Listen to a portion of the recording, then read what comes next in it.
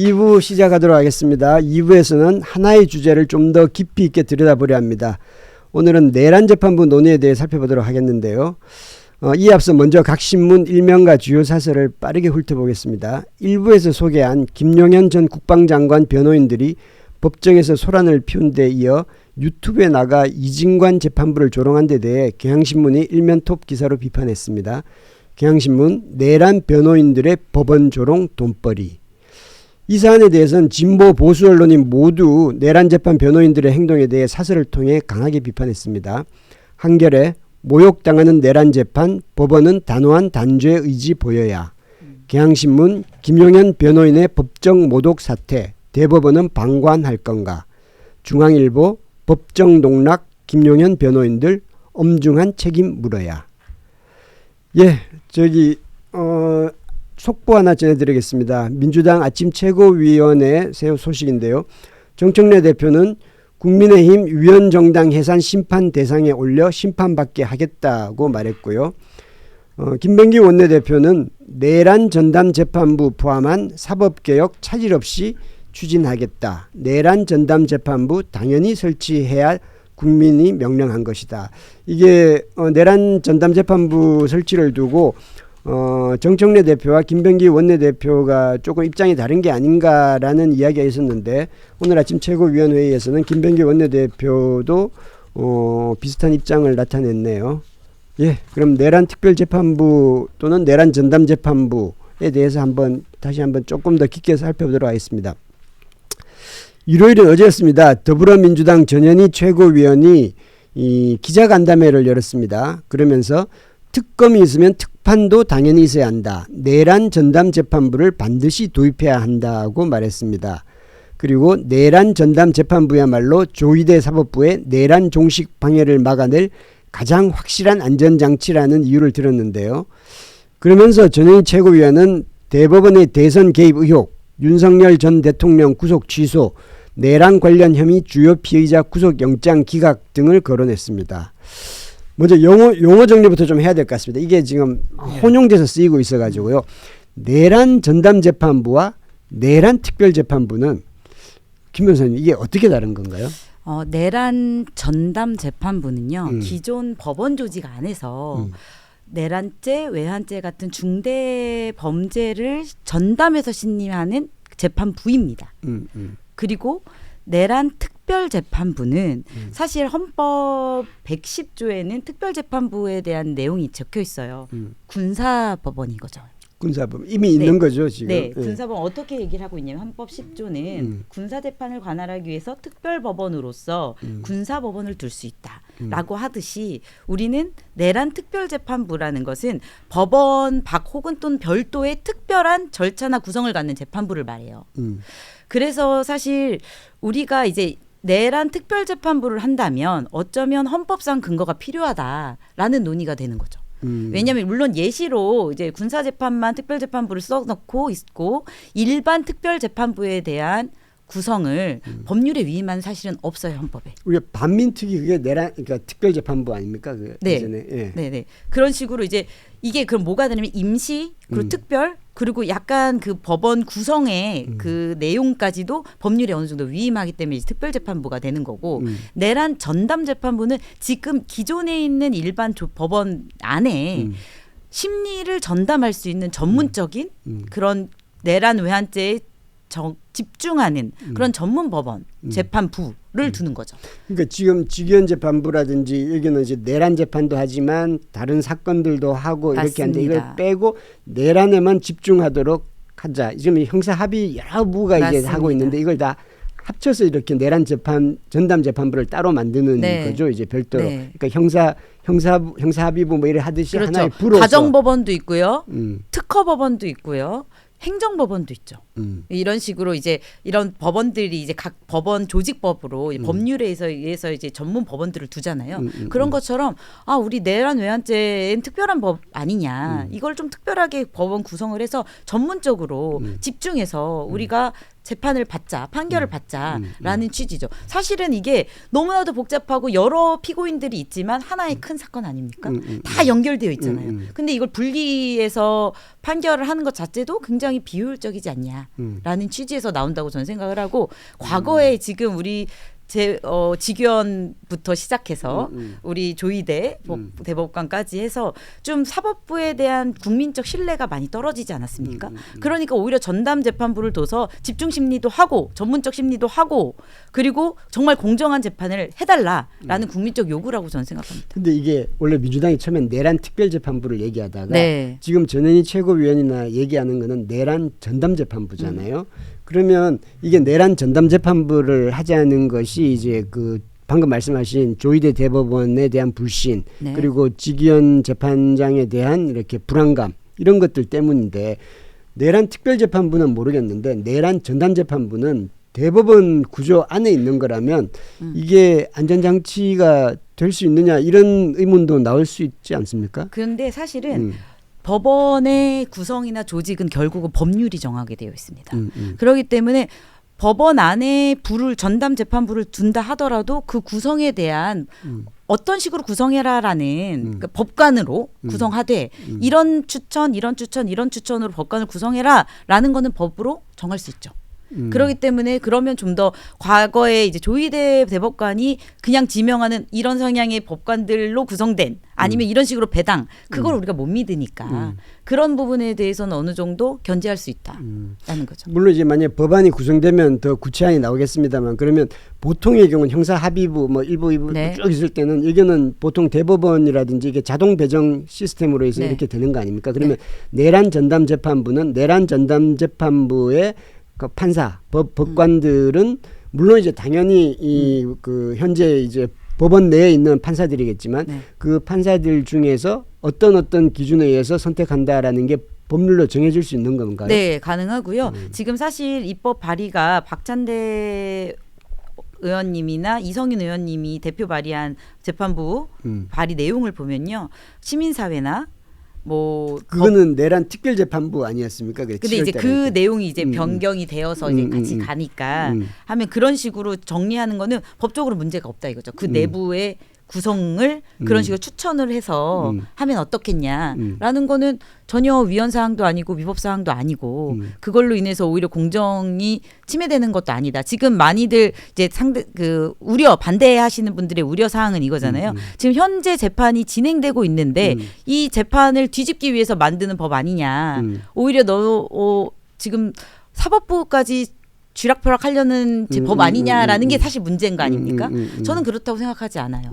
왜냐하면 오히려 더 공정한 사회 지금 이 내란 문제는 전 국민적인 문제고 전 국민이 피해를 볼 수밖에 없었던 큰 문제였던 거예요. 그럼 각 사회 계층에 있는 여러 생각을 갖고 있는 법원들을 추천을 갖고 구성할 수 있다. 어차피 법관이니까. 네, 저는 그렇게 생각을 하고 그렇다면 실질적으로 지금 조희대 대법관 체제 하에서도 조희대 대법관의 임명 권한은 실질적이지 않은 거죠. 네.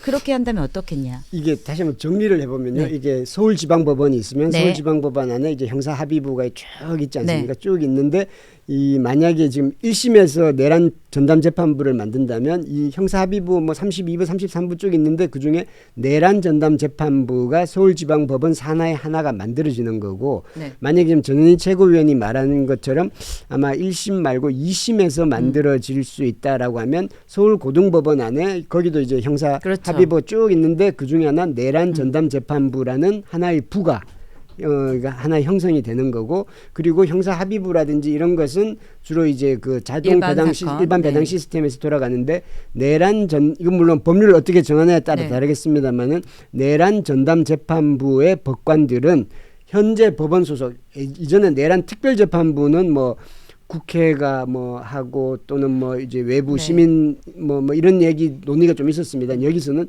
현재 법관 중에서 누구를 어떻게 이 사람을 그 법관을 선정할 것인가는 별도의 법률에 의해서 정하는 그러니까 내란 전담 재판부의 하나의 법률 특별법을 네, 만들어서 이렇게 네. 그걸 한다는 거죠. 네. 그래서 조희대 대법원장의 영향력을 최소화할 수 있는 그렇죠. 그런 쪽을 이제 도모한다는 거죠. 실제로 자동 배당이라고 하지만 우리가 그 자동 배당을 담보하기가 어렵지 않습니까? 그게 법이 아니지 않습니까? 그 내부 규칙이거나 이런 것들에 대해서 우리가 국민이 투명하게 보고 싶다라는 걸 이제 명확하게 하는 그런 제도가 될 수 있다라고 저는 생각하고 대안이 될 수 있다라고 생각합니다. 그러니까 이게 자동 배당이라고는 하지만 네, 사실상 자동 배당이 아니고 그렇죠. 편의에 따라서 네. 그러니까 조희대 대법원장이 그럼요. 원하는 사람으로 할 수 있는 또 그 제도적으로 그렇게 또 보완할 본인들 스스로 보완할 수 있게 그럼요. 그렇게 돼 있기 때문에 그거에 대한 신뢰도 많이 떨어져 맞습니다. 있는 그런 상황인 거잖아요. 네. 근데 이 건에 대해서 이제 판사들은 대부분 다 약간 좀 반대하는 것 같고 네. 그리고 국민의힘 당연히 반대하는 것 같고 근데 이제 그 반대 논리는 이게 이제 그 위헌이다 뭐 이런 이야기를 많이 하더라고요. 이게 그 위헌 논란을 이걸 어떻게 설명할 수 있을까요? 저는 이제 과거 특별재판부에 대해서도 사실 명확하게 위헌이라고 할 수도 없다고 생각해요. 그런데 이제 예시로 군사법원만 특별재판부로 놓았기 때문에 그렇다면 일반 특별법원이 없어서 그것 자체가 특별법원을 만드는 것이 위헌이다라고 말하는 거거든요. 논리는 이제 이 헌법 제정권자의 취지가 그렇다라고 이제 해석을 하는 건데 이건 해석의 논이 문제거든요, 사실은. 그러니까 아직 명확하게 하려면 다음번 이제 우리가 개헌을 하거나 할 때 이걸 특별재판부에 대한 내용을 명확하게 놓는 게 가장 좋은 거고 지금 이 상태에서는 그렇다면 한 발짝 물러나서 국민적 공감대와 이 위헌 소지를 좀 불식시키기 위해서 내란 특별이 아닌 내란 전담 재판부로 바꾼 것이다라고 생각을 하고 내란 전담 재판부면 그 법원 아까 얘기하셨던 거 진행자님께서 얘기하셨던 것처럼 법원 안에 법관으로 구성된 그런 특별한 전담 전문적 전담 재판부를 구성하기 때문에 위헌 소지가 없다라고 생각합니다. 사실은 제가 이제 오늘 이게 방송을 하기 전에 그 서울대 법학전문대학원 한인섭 교수님하고 잠깐 통화를 했어요. 이거 지금 내란 전담 재판부 위헌 얘기 자꾸 나오고 하는데 이걸 어떻게 봐야 됩니까? 라고 했더니 이게 워낙 내란이라는 게 전례가 없는 일이고 그리고 직위원 판사 같은 경우도 전례가 없는 일이다.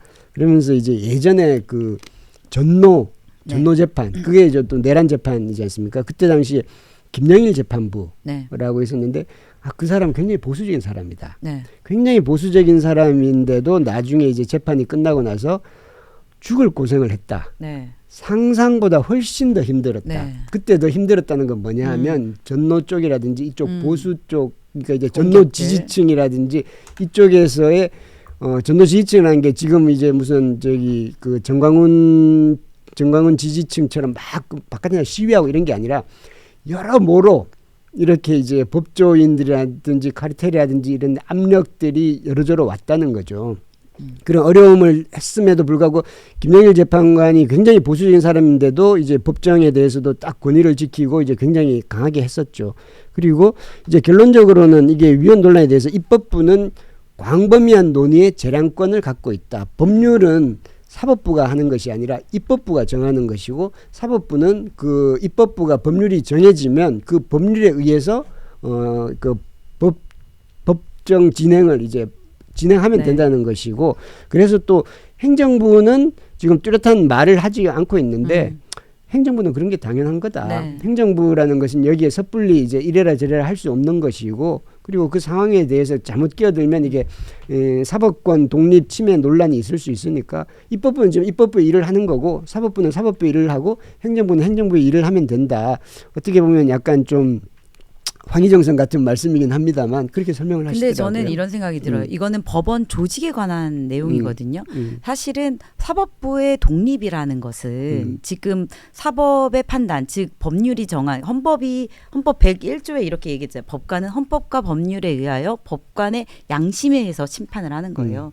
그 심판 내용에 대해서 관여하는 것이 아니라 좀 더 전문 조직을 만들어 달라라는 요구를 그러니까 국민들의 그 요구를 법으로 만들어서 조직을 만들어 드리는 거고 그걸 갖고 심판은 법관의 자유로운 법관의 양심에 따라 판단해 달라 이거거든요. 그렇기 때문에 이건 위헌 소지가 저는 없다고 생각하고 이런 거죠. 과거에는 사법권에 대해서는 굉장히 건들질 않았던 마치 불문율 좀 성역 같은 공간이었던 거예요. 그렇기 때문에 그 조직에 대한 내용도 그 옛날에 그 엄청 오래된 그 법 아니면은 그 법원에서 요청하는 개정 사항 아니고서는 변동이 없으니까 가만히 있다가 지금 근데 이런 내용이 왜 나왔습니까? 내란 과정에서 너무나도 신뢰를 떨어뜨렸잖아요. 사법부에 우리 국민의 요구가 들어가야 된다라는 니즈가 너무 커졌거든요.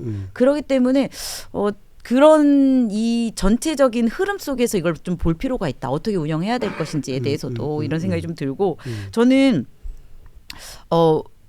지금 과거에 뭐 이게 제4심이다 법원의 뭐 논쟁이다 이런 거 아니다라는 얘기가 이걸 이렇게 한번 생각해 보시면 돼요. 가정법원 아니면 특허법원 굉장히 특수한 영역이에요. 회생법원 이런 것들이 과거에도 회생 법원이 생기기 전에도 회생 사건이 있었고 가정 법원이 생기기 전에도 가정 사건이 있었어요. 그 사건이 있는 중에도 이 법원이 생겨서 이 사건들을 좀 더 집중 있게 전문적으로 판단할 필요가 있다라고 해서 그 재판부를 만든 거 아닙니까?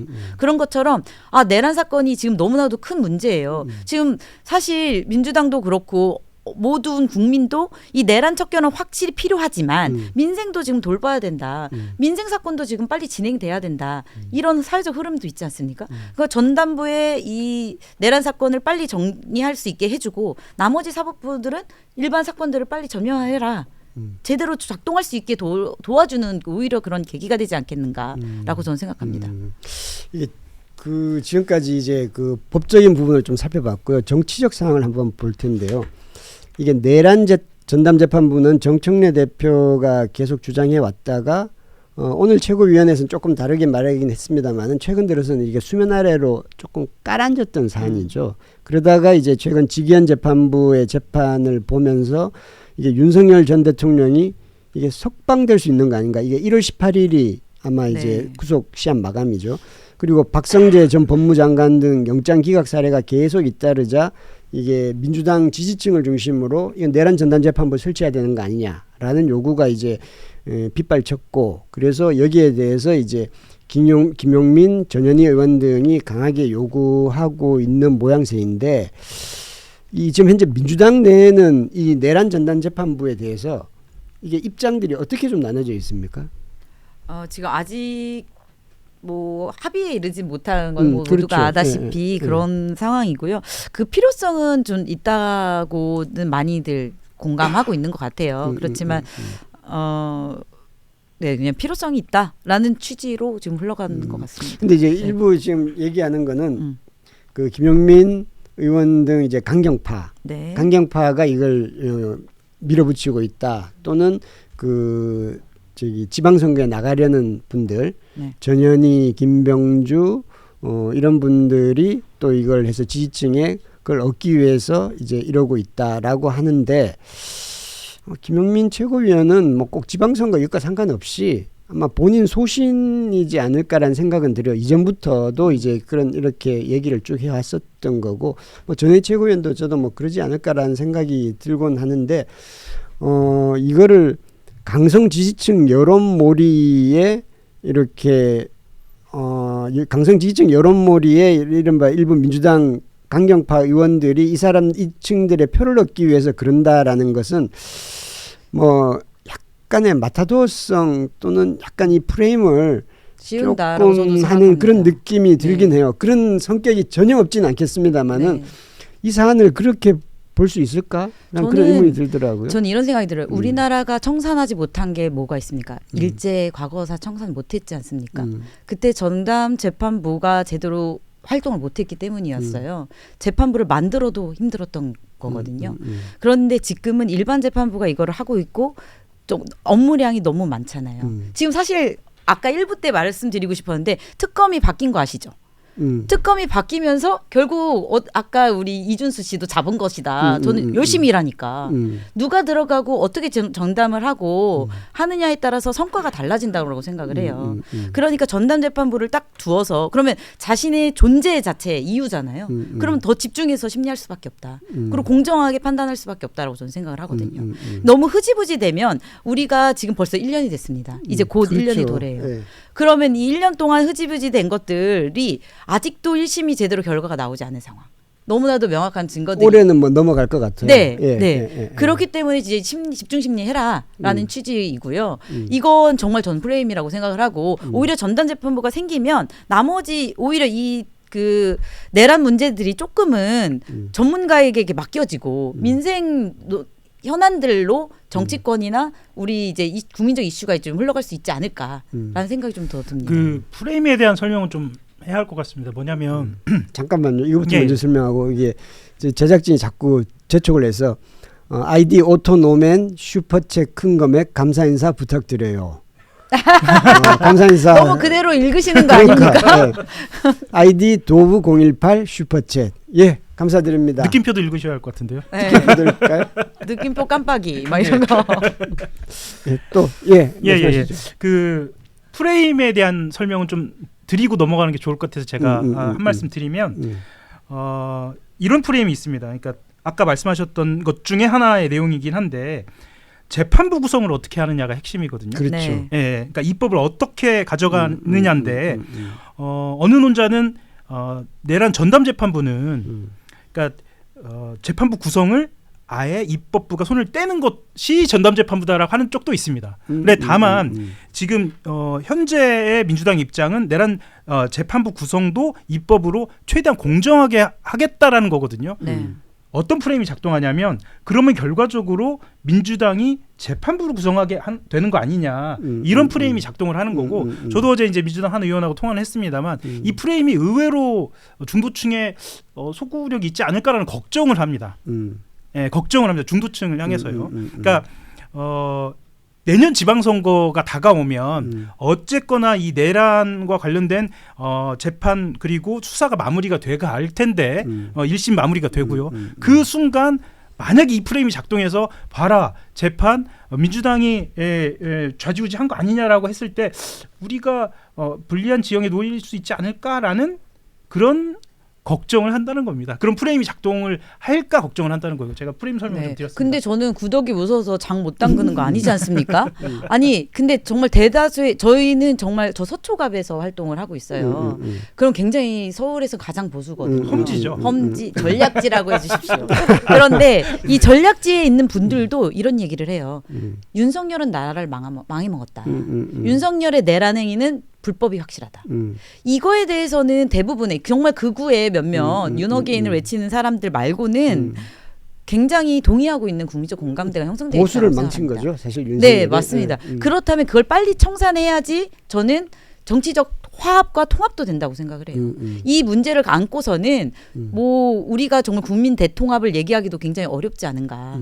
그렇지만 이 이슈에만 계속 매몰돼서는 안 되기 때문에 나라는 돌아가야 되지 않습니까? 우리 대통령님이 해외 순방도 가셔야 되고 에이펙도 잘했고 그리고 경기가 안 좋으면 부동산 문제도 해결해야 되고 할 일이 너무나도 많아요. 이런 과정에서 이 문제, 이 청산과 관련돼서는 딱 전문가에게 맡기고 그리고 그 대신 믿을 만한 전문가여야 되겠죠. 흐지부지해서 과거에 일제청산처럼 못하는 시간만 가고 그냥 해산되는 이런 문제가 안 되도록 이건 이대로 돌아가고 민생을 챙길 수 있게끔 반드시 이 청산을 깔끔하게 할 전담 재판부가 전 필요하지 않을까라는 생각이 드는 겁니다. 그 원론적인 설득해야죠. 부분에서는 아마 민주당 지지층이나 또 민주당 지지층이 아니라 일반인들 중에서도 지금 말씀하시면 내란 전담 재판부 그게 없었어? 그게 있어야지라고 그렇게 생각하는 분들이 많을 것 같아요. 그런데 이제 실무적인 부분으로 들어갔을 때 지금 1심에서는 조금 힘들지 않겠나. 그렇게 됐을 경우엔 그 재판부를 임의로 바꾸는 것처럼 약간 처럼 비춰지기 때문에. 근데 사실 이 내란 전담 재판부 논의가 확 뜬 게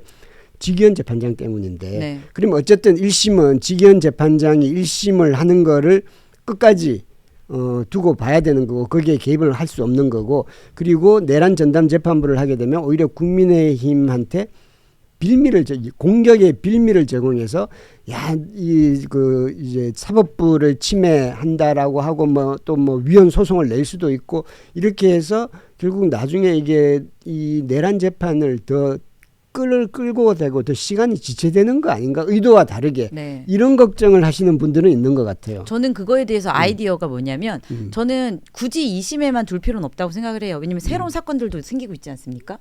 그러니까 새로운 사건부터는 아니면 새로 피고인이 되는 사건부터는 내란 재판부가 하고 그럼 지금 진행되는 거에 대해서는 2심부터 한다든지 이런 그 경과 규정을 둘 수도 있고 아니면 사실은 이런 거예요. 저희도 재판을 하는 중에 한 3년 하잖아요. 재판부가 2번 바뀌어요. 그러겠죠. 2월마다 인사도 나고. 인사임 있으면 재판부 바꿔요. 관할도 바뀌어요. 그런데 왜 이 내란 재판부에 대해서는 왜 관할 바뀌는 게 그렇게 예민한 겁니까? 그렇게 생각하면은 우리가 프레임 속에서 놀고 있는 건 아닌가라는 생각을 해볼 필요가 있습니다. 네. 대통령실은 어떤 입장인가요? 일단 대통령실 같은 경우에는 일단 보류입니다. 그러니까 조율한다라는 정도로 지금 이야기를 이거는 제가 좀 수정해서 말씀드려야 할 것 같은데요. 대통령실은 일단 공개적으로 찬성 입장을 밝힌 적은 없습니다. 그리고 사법개혁 논의와 연계해서 당 정대 차원 긴밀한 조율이 필요하다라는 아까 말씀드린 조율이 필요하다는 좀 신중한 입장인데 사실은 근본적으로 갖고 있는 고민에 있는 것 같습니다. 이게 9월 기자회견에서 이재명 대통령이 한 말인데요. 입법권을 통한 국민의 의지를 존중해야 한다라고 이야기를 했습니다. 이때가 언제냐면 특별재판부하고 전담재판부 이야기가 약간 혼란스럽게 그러니까 섞여져서 나오는 상황이었어요. 그때 이렇게 분명하게 입장을 밝힌 만큼 국민의 의지, 그러니까 여론을 좀 보고 결정해야 한다는 쪽이 이 대통령실 입장인 것 같습니다. 그럼 여론은 어떤가요? 여론은 찬성 쪽 의견이 이 과반을 넘는 건 맞습니다. 이거는 여론조사마다 조금은 차이가 있는데요. 보통 찬성이 과반 정도, 50% 정도 되고요.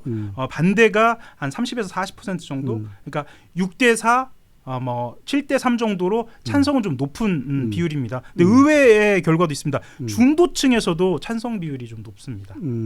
이게 근데 이제 여론조사 그 몇 가지를 보니까 이게 내란 전담재판부, 내란 특별재판부를 이게 섞어서 이렇게 질문을 하는데 내란 전담재판부와 특별재판부의 그 찬반 비율이 별 차이가 없더라고요. 그렇습니다. 제 생각에는 네. 이게 아마 아직까지는 이게 보통 9월달에 조사가 많은데 일반인들이 내란 전담재판부와 내란 특별재판부의 이제 그 구분을 잘 못하고 그냥 어쨌든 내란 재판부 이렇게 해서 이제 한 것 같고 이제 이게 지금 더 알려지면서 사람들이 내란 특별재판부와 내란 전담재판부는 어떻게 다르고 이걸 조금 더 인지를 하게 되면 또 여론조사도 또 달라질 텐데 전반적으로 여론은 50%는 넘을 것 같아요. 계속. 그리고 사실 좀 디테일한 부분인데 민주당에서도 아직도 특별재판부라고 이렇게 공식적으로 쓰는 경우가 있습니다. 그래서 조금 더 메시지가 좀 정제되면 말씀하셨던 것처럼 여론도 조금 더 변하지 않을까라고 좀 기자들은 좀 보고 있습니다.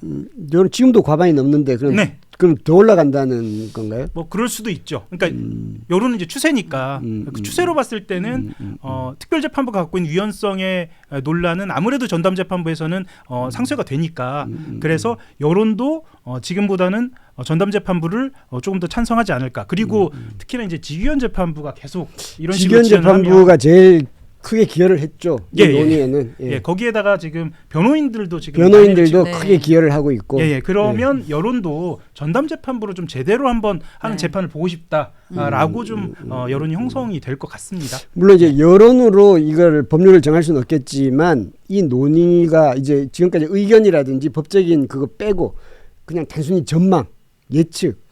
변호사님은 이거 내란 전담재판부 이게 어떻게 되리라고 보십니까? 저는 생길 거라고 생각하고요. 그러니까 법으로 통과돼서 법으로도 통과할 거라고 생각하고 국민적으로 좀 더 이해가 넓어질 것이다. 아까 말씀드렸던 것처럼 관할을 옮긴 것 같이 특허 소송을 하다 보면 특허 재판으로 그냥 옮겨요. 민사소송 하다가도.